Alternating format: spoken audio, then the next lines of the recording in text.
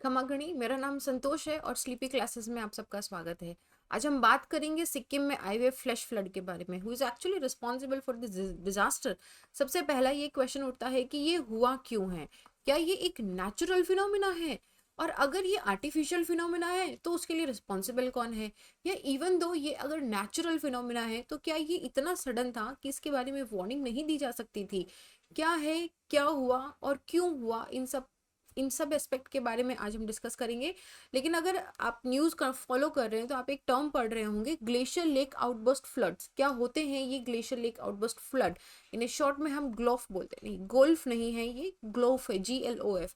तो इसमें चार टर्म है। पहला है ग्लेशियर लेक क्या होता है, उसमें भी एक टर्म आ जाता है कि ग्लेशियल क्या होते हैं। फिर ये ग्लेशियर लेक आउटबर्स्ट कैसे होती है, मतलब फूट गई है, वो कैसे फूट गई है। और उसके फूटने के बाद में जो लोअर राइपेरियन स्टेट्स होते हैं, जो एरिया होता है, वहां पे किस तरीके से फ्लैश फ्लड आता है जो एक डिजास्टर बन के आता है। क्या इसके बारे में कोई वार्निंग नहीं दी जा सकती है? क्या ऐसे इंसिडेंट्स होते रहेंगे? इन सब के बारे में बात करेंगे हम। बट एक बार आप थोड़ा सा फोटोज देखो, ये सिक्किम से आई फोटोज हैं। इसमें आप एक चीज नोटिस करना कि जनरली जब हम फ्लड की बात करते हैं ना, तो हम वाटर पे फोकस करते हैं। हमारे दिमाग में एक इमेज आती है कि हर जगह पे पानी भरा हुआ होगा, लेकिन इसमें आपको पानी से ज्यादा मिट्टी दिख रही है, आपको सेडिमेंट्स दिख रहा होगा। आप देखो यहाँ पे जैसे ये बस पूरी की पूरी मिट्टी में धसी हुई है। Why is that happening? मतलब फ्लड का मतलब तो पानी हुआ ना, कि फ्लड पानी से आया, क्योंकि ये ग्लेशियर लेक आउटबर्स्ट से हुआ हुआ फ्लड है। जो हमारे ग्लेशियर्स होते हैं, I talk about the lateral moraines, the and moraines यहाँ पे अभी, कि किस तरीके से जो मोरेन्स होते हैं, जो अनकंसोलिडेटेड सेडिमेंट्री मटेरियल होता है हमारा, वो जब ये लेक इस तरीके से फूटी तो उसके साथ में वो मटेरियल पूरा का पूरा बह के नीचे आ गया है। और यहाँ पे ये इस तरीके सिचुएशन इसने बना दी है कि ये पूरा, आप देखो, this is more like a mud flow but more consistency of the water. Exactly क्या हुआ, कैसे हुआ, उसके बारे में डिटेल से देखेंगे। But just to give you a summary कि what has happened, Teesta river के अंदर जो लंचन वैली है, वहां पे एक सडन क्लाउड बर्स्ट हुआ था। तुंग चुंगतांग डैम जो है, फोटोज में आपको दिखाती हूँ, ये चुंगटांग डैम की फोटोज हैं। आप देखो यहाँ पे, this is before and after, this is a complete disaster. This area, this wall, this dam is completely gone from here. This how severe this it was.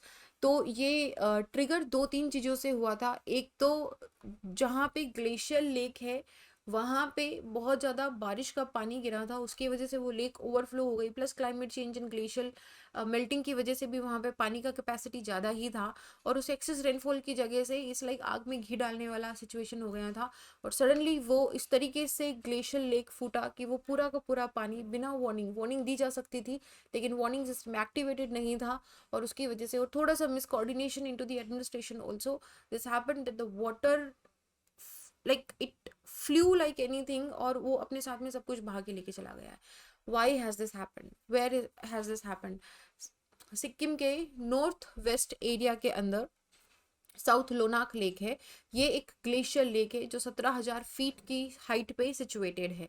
ये सडनली रप्चर हो गई थी, फट गई थी। पानी इतना ज़्यादा हो गया था इसमें कि पानी का कैपेसिटी वो होल्ड नहीं कर पाई।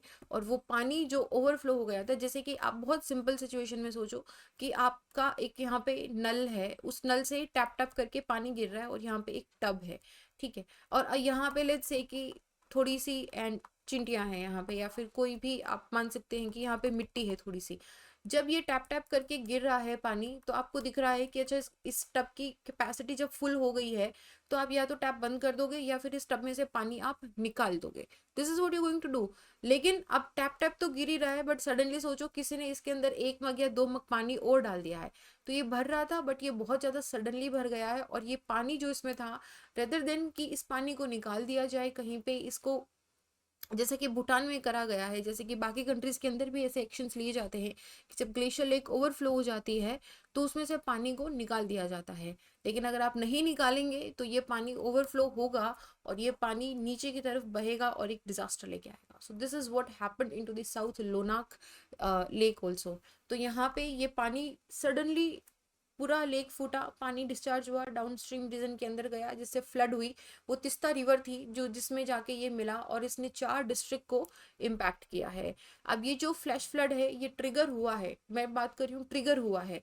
होना तो था, अब आज नहीं तो हो सकता है कि, बट वो ट्रिगरिंग पॉइंट, जैसे आपने उस टब के अंदर 2 मग्गा पानी डाल दिया तो वो जल्दी फूट गई, वो एकदम ट्रिगर हो गई, फूट गई। तो सिमिलरली यहाँ पे जो ट्रिगर हुई है वो हुई है क्योंकि वहां पे बहुत ज़्यादा बारिश हो गई थी, क्लाउड बर्स्ट हुआ था। क्लाउड बर्स्ट में क्या होता है, बहुत ही कम टाइम के अंदर बहुत ज़्यादा पानी बरसता है, ऐसा लगता है जैसे हम नॉर्मल लैंग्वेज में बोलते हैं आज तो इतना पानी बरसा है कि बादल फूट गए। वो बादल फूट गए थे वहां पे, बहुत ज़्यादा बारिश जब हुई थी तो कैपेसिटी उसकी ओवरफ्लो हो गई and it destroyed the power infrastructure while moving the down stream and it also flooded the town and the villages also. तो ये जो फ्लड है इसने स्टेट के 13 ब्रिजेस को डिस्ट्रॉय किया है। 8 ब्रिजेस तो बिल्कुल मतलब मंगन स्टेट डिस्ट्रिक्ट के अंदर से बिल्कुल वॉश अवे हो गए हैं, अब यू कांट इवन सी, और बाकी को इन्होंने बहुत मेजरली डिस्ट्रॉय किया है। तो एक जो टर्म हम बार बार पढ़ रहे हैं वो है ग्लेशियर लेक, और एक टर्म जो मैं यूज कर रही हूँ कि ये ग्लेशियर लेक फूट गई, ये ग्लेशियर लेक ओवर कैपेसिटी में हो गई। कैसे हो गई, क्या होती है ग्लेशियर लेक आउटबर्स्ट फ्लड्स, क्या होते हैं? देखो ग्लेशियर लेक हाई जो ग्लेशिएटेड बेसिन्स होते हैं वहां पे बहुत कॉमन रीजन होता है, इस तरीके की होती है। तो जब ग्लेशियर्स जब मूव करते हैं, डिटेल में हम ग्लेशियर्स के बारे में और भी पढ़ेंगे, जब ग्लेशियर्स मूव करते हैं under the force of gravitation, ये वेट बहुत ज़्यादा हेवी होते हैं।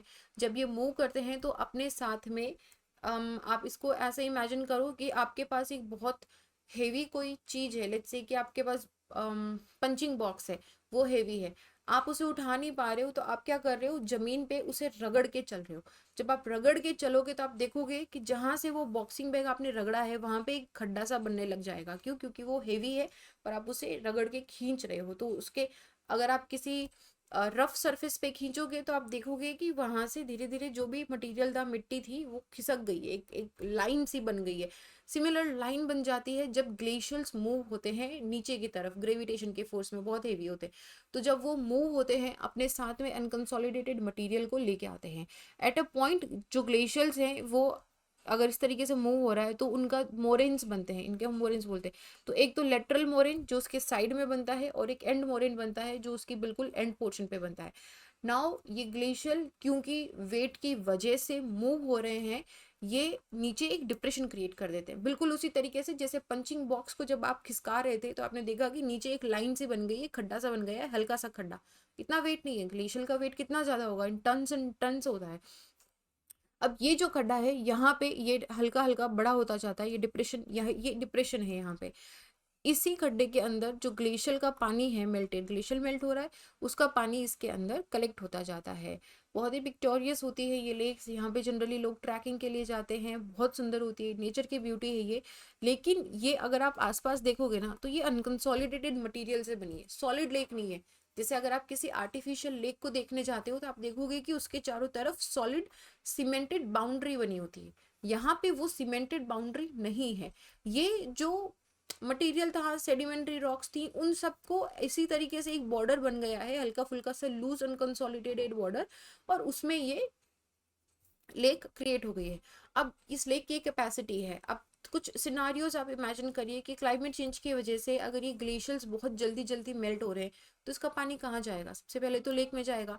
बट इस लेक की कैपेसिटी है, अगर ये यहाँ तक ओवरफ्लो हो गई है तो उसके बाद में पानी तो कहाँ जाएगा? जैसे टब में से बाहर निकल गया था वैसे इस लेक में से पानी बाहर निकल जाएगा। ठीक है, so this is what glacier lakes are, और यही होता है ग्लेशियर लेक आउटबर्स्ट। तो ये जो लेक्स होते हैं जनरली ये छोटी से लेके बहुत बड़ी तक भी होती है। जो रिट्रीटिंग ग्लेशियर होता है, जो वापस, जैसे समर में ग्लेशियर रिट्रीट होता है क्योंकि सन इंसोलेशन, सोलर इंसोलेशन बहुत ज़्यादा होता है उसकी वजह से, और स्नोफॉल नहीं होता है, तो सोलर इंसोलेशन ज़्यादा है, ग्लेशियर मेल्ट होता है, जिसे हम बोलते हैं ग्लेशियर रिट्रीट, रिट्रीट कर रहा है वापस पीछे की तरफ जा रहा है, जाता नहीं है वो, बस मेल्ट होता जाता है। तो ये जो मोरेन्स होते हैं ये टोपोग्राफिक डिप्रेशन क्रिएट करते हैं जिसके अंदर ग्लेशियर का मेल्टेड वाटर एक्यूमुलेट होता जाता है। जब ये वाटर टाइट हो जाती है, मतलब कि पानी बिल्कुल ओवर कैपेसिटी हो जाता है, पानी इसमें इतना एक्यूमुलेट हो जाता है तो ये ओवरफ्लो हो जाती है, या फिर धीरे धीरे उसमें से पानी रिस के नीचे जाता रहता है। अगर इसको हम थोड़ा और पिक्टोरियली समझें तो आप ये समझिए कि जैसे यहाँ पे ये ग्लेशियर्स हैं, अब यहाँ पे स्नोफॉल हो रहा है और यहाँ पे ये ग्लेशियर लेक बनी हुई है छोटी सी। अब ये अगर बहुत ज़्यादा बारिश होती है, सडन क्लाउड बस्ट होता है, तो ये ओवरफ्लो हो जाएगी और यहाँ से ये डैम वगैरह को सबको तोड़ते हुए इस पूरे एरिया को डिस्ट्रॉय कर देगी। This is what the flash flood caused by the glacier lake outburst, and this is what the glacier lake outburst flood is. बहुत सिंपल है, ग्लेशियर लेक्स की जो वाटर कैरिंग कैपेसिटी होती है उससे बहुत ज़्यादा वाटर हो जाता है, वो फट जाती है, वो फूट जाती है, क्योंकि उसकी वॉल्स सॉलिड नहीं होती है, वो अनकंसोलिडेटेड लूज मटेरियल की बनी हुई होती हैं, and this is why it happened. अब ये जो ग्लेशियर लेक आउटबर्स्ट है ये बहुत टाइम से हुआ है, जैसे 2013 में जब उत्तराखंड फ्लड आया था केदारनाथ पे, this was also because of that. इसकी वजह से इंफ्रास्ट्रक्चर पूरा डिस्ट्रॉय हो जाता है, डैम डिस्ट्रॉय हो जाते हैं, जो हाइड्रो पावर प्लांट्स होते हैं वो डिस्ट्रॉय हो जाते हैं, एंड जो जान एंड माल का नुकसान होता है वो तो खैर उसके लिए तो there is no compensation also, that can't be rebuilt actually, but this is what the glacial lake outburst flood is. अब मैंने यहाँ पे एक बहुत ही कॉम्प्रिहेंसिव डायग्राम रखा है, अब इसको समझने की कोशिश करना, बस एक बार सुनना। ये एक मोरेन डैम्ड ग्लेशियर लेक है। मोरेन डैम्ड ग्लेशियर लेक क्या होती है, वही जो मैं आपको बोल रही थी कि जो लूज कंसोलिडेटेड मटेरियल होता है ना, जो इसकी बाउंड्री बनाता है, ये देखो ये जो बाउंड्री दिख रही है ना, ये actually moraine dammed glacier lake है, कि उसके चारों तरफ जो मोरेन्स या जो मटेरियल ग्लेशियर ने छोड़ा है पीछे वो बंधा हुआ रहता है।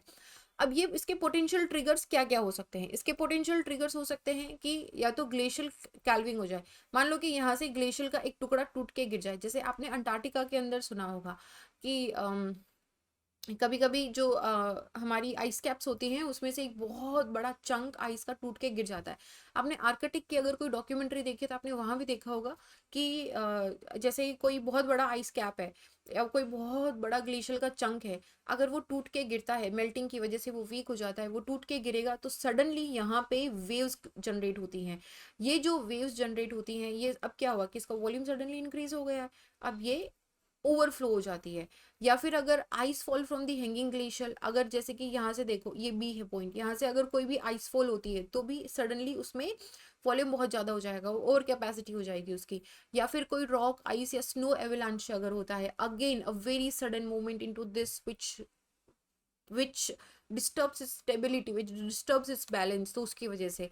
या फिर अगर डैम सेटलमेंट या पाइपिंग की वजह से भी हो जाता है, या जो आइस कोल्ड मोरेन डिग्रेडेशन होता है उसकी वजह से, या फिर जो रैपिड इनपुट ऑफ वाटर होता है, जो भी सब ग्लेशियर होते हैं उससे अगर बहुत ज़्यादा मेल्टिंग हुई है या ऊपर बहुत ज़्यादा बारिश हुई है तो उसकी वजह से जो बिल्कुल गश करता हुआ पानी आएगा, अगर वो इसमें एंटर होता है तो, या फिर अर्थक्वेक की वजह से भी, क्योंकि अर्थक्वेक में ट्रेमर्स की वजह से ये जो लूज कंसोलिडेटेड मटेरियल होता है, ये जो मोरेन्स होते हैं ये हिल जाते हैं, फिर ये ग्लेशियर लेक को रोक नहीं पाते हैं और वो पानी नीचे की तरफ ओवरफ्लो हो जाता है। तो ये तो पोटेंशियल ट्रिगर पॉइंट्स हो सकते हैं। अब क्या होगा, अब conditioning factor for the dam failure also include. अब डैम फेलियर के पॉइंट्स में क्या इंक्लूड करते हैं, स्मॉल ए बी वाला देखना आप पॉइंट, मैं आपको बताती हूँ। सबसे पहले तो लार्ज लेक वॉल्यूम है, यहाँ पे देखो अब अगर लेक का वॉल्यूम बहुत बड़ा है तो वो क्या होगा, उतना ही ज्यादा पानी नीचे की तरफ कश करते हुए आएगा तो वो उस पूरे डैम को डिस्ट्रॉय करेगा। या फिर अगर low width to height dam ratio है, अगर डैम रेशियो बहुत छोटा है, जैसे कि यहाँ पे देखो अगर वो उसकी स्टेबिलिटी सही नहीं है, उसके विड्थ टू हाइट रेशियो अगर सही नहीं है तो वो छोटे फ्लो के अंदर भी डैम टूट के गिर जाएगा। या फिर degradation of buried ice in the moraine structure की वजह से, कि जब पूरी आइस स्ट्रक्चर अगर नीचे की तरफ फ्लो होती है तो उसकी वजह से भी वो डैम डिस्ट्रॉय होने के चांसेस रहते हैं। अब जो की स्टेजेस होती है ना ग्लोफ के अंदर, जो ग्लेशियर लेक आउटबर्स्ट फ्लड के अंदर, उसमें सबसे पहले होती है प्रोपोगेशन और डिस्प्लेसमेंट और शीज वेव्स। यहाँ पे देखो आपको एक वेव दिखाई दे रही होगी, ठीक है, ये क्या है, ये वो पॉइंट है जब मान लो कि कोई बड़ा ग्लेशियल कैल्विंग हुई है या जो एविलांश हुआ है या फिर सडन फ्लो हुआ है पानी का अगर इसके अंदर, तो एक बहुत बड़ी वेव क्रिएट होती है। आपको दिख रही है ये वेव क्रिएट होती होगी। अब ये वेव कहीं तो जाके गिरेगी, जब ये ब्रेक ऑफ वेव होगा तो ये यहाँ से क्या होगा, सेकेंड पॉइंट हमारा आता है ये ब्रीच इनिशिएशन इन ब्रीच फॉर्मेशन। यहाँ से पॉइंट नंबर 2 देखो, यहाँ से ये ब्रीच करना स्टार्ट कर जाती है। जब ये ब्रीच करेगी वेव तो अब क्या होगा, इसके साथ में एक तो जो सेडिमेंट्स है, जो मटेरियल है वो इसके साथ में फ्लो होना स्टार्ट होगा। और क्योंकि ये स्लोप पे है, क्योंकि लेक हमारी हाई एल्टीट्यूड पे है, ग्लेशियर लेक है, जब वो नीचे स्लोप पे गिरेगी तो पानी बहुत तेजी से बहुत स्पीड से नीचे आएगा, प्लस अपने साथ में वो मटेरियल भी लेता हुआ आएगा और वो डाउन वैली के अंदर जो भी ये एरियाज है यहाँ पे बहुत ज़्यादा सेडिमेंट वाला फ्लड यहाँ पे लेके आएगा। सो ये रीजंस होते हैं। अब इनकी जो वार्निंग है, इनकी जो स्टडी है वो सेंट्रल वाटर कमीशन करता है। अगर आप सेंट्रल वाटर कमीशन की वेबसाइट पे जाके देखेंगे तो आपको देखेगा कि यहाँ पे इन्होंने हिमालयन रीजन में बहुत ईयर टू ईयर इनकी एक स्टडी होती है।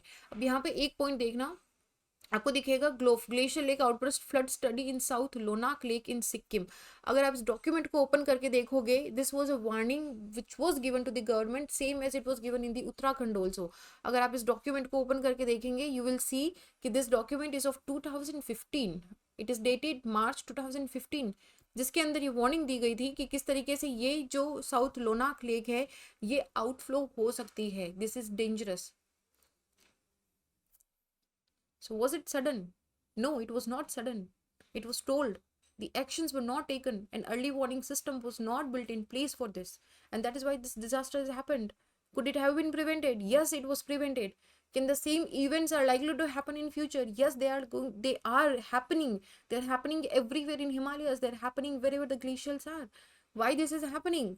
This is happening because of the climate change, because of the anthropogenic heat we are generating, because the glaciers are melting, and also because of the natural phenomena. तो क्या मतलब क्या करें वहां पे? फिर लोग जाएं ही ना, लोग बसे ही ना, लोग बसे वहां पे रहें, लेकिन एक वार्निंग सिस्टम इन प्लेस होना चाहिए, एक ट्रिगर सिस्टम होना चाहिए कि अगर इस लेवल से ज़्यादा पानी ऊपर आता है, इस लेवल से ज़्यादा ग्लेशियर लेक में पानी आता है, तो नीचे वाले एरियाज को खाली करवा दिया जाए, उन्हें इस चीज़ के लिए वार्न किया जाए कि वहाँ पे इस तरह का एक डेंजर, एक डिजास्टर क्रिएट हो रहा है, टेम्परेचर राइज हो रहा है, we are going to have a better future which is obviously being contributed to the climate change. लेकिन इसकी वजह से हिमालय की फ्रेजिलिटी बहुत ज़्यादा इंक्रीज हो रही है। Bhutan, Nepal, Himalayas, Afghanistan, Pakistan, India, everywhere you see these kind of events are happening very very frequently. हम इसे थर्ड पोल बोलते हैं। the Himalayas are known as the third pole because of the huge amount of glaciers it has. Now this third pole is actually melting. अगर ये melt हो रहा है तो इसके डिजास्टर्स बहुत ज़्यादा हैं। पॉइंट वन, जो हमारी perennial rivers जिसे हम बोलते हैं, जिसे हम हिमालयन रिवर्स बोलते हैं, they will dry up in the future. Second, these kind of events, these kind of sudden floods will keep on happening. If you see, her monsoon में आपको खबर आती है Uttarakhand, Himachal, Jammu Kashmir, all these Himalayan states, यहाँ तो cloud burst की news आ रही है, या फिर इस तरह के फ्लैश फ्लड की न्यूज़ आ रही है, इस तरह के आउटबस्ट फ्लड की न्यूज़ आ रही है, या फिर एवलांची की न्यूज़ आ रही है। Now what is happening every year, like every second or third month there is another kind of disaster which is happening into these fragile ecosystems. So the point is कि Sikkim is not the first one and Sikkim is not going to be the last one. These kind of events will keep on happening. Earthquake की वजह से भी होता है ये।